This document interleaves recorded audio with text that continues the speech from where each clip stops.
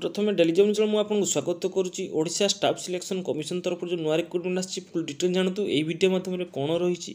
प्रथम देखु organisation name Odisha staff selection commission who can apply all Odisha candidate gender both male and female.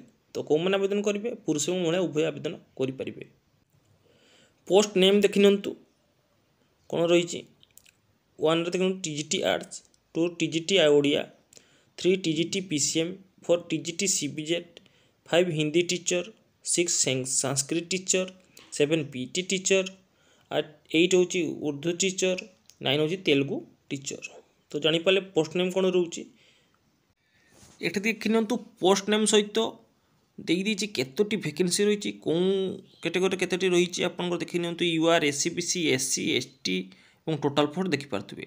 तो मुझे total केवल कहीदे TGT arts रोचे 1488 टी, टीजीटी ओडिया रोचे 496 टी, टीजीटी पीसीएम रही 1020 टी, टीजीटी सीबीजेड रही 880 टी, हिंदी रही आप 711 टी, संस्कृत रही 729 टी, पीटी रही 681 टी, तेलुगु रही 6 टी, उर्दू रही 14 टी।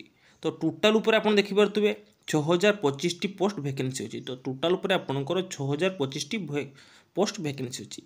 तो जानीपारे पोस्ट वाइज केतोटी वैकेंसी अच्छी और UR SEBC SC ST details मुझे देखी। तो जानीपारे केतोटी पोस्ट वैकेंसी यहाँ देखी नियंतु। इंपोर्टेंट डेट देखी नियंतु। Online registration start date 6/1/2025। Online registration last date रोची 5/2/2025। Last date for submission of online application form 8/2/2025।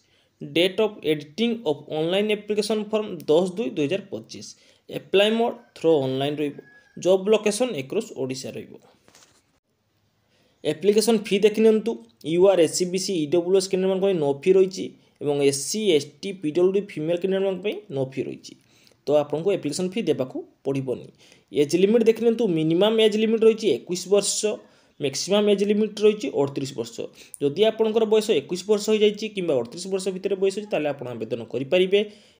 Upper age relaxation देखी आप गवर्नमेंट रूल अनुसार पाइबे। सैलरी देखी टीजीटी आर्ट्स पीसीएम सीबीजेड रही 35,400 per month. Hindi Sanskrit Urdu Telugu teacher देखी 35,400 रही पर मंथ। पीटी टीचर देखी 29,200 रही पर मंथ। तो सैलरी जानीपारे। सिलेक्शन प्रोसेस देखी preliminary examination, main written examination एवं डॉक्यूमेंट वेरिफिकेशन। जानीपारे कौन कौन रही preliminary examination, main written examination एवं डॉक्यूमेंट वेरिफिकेशन। प्रिलिमिनारी एग्जामिनेशन देखी मार्क केते कौन रोचे। फुल मार्क रही 100 मार्क।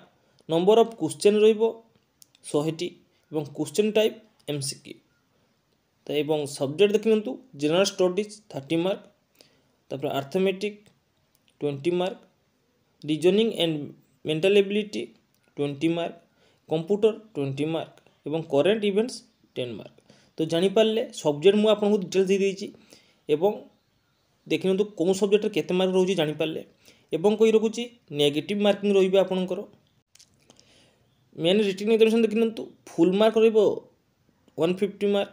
नंबर ऑफ क्वेश्चन 150 रही। क्वेश्चन टाइप एमसीक्यू रही। तो मेन रिटन एग्जामिनेशन भी मुझे जनईदेली और कही रखुची जब आप डिटेल्स जानवे कि एजुकेशनल क्वालिफिकेशन फुल डिटेल्स जानते चाहते आप विजिट करेंगे www.odishajoblab.net को विजिट करी आपन फुल डिटेल्स जानीपारे।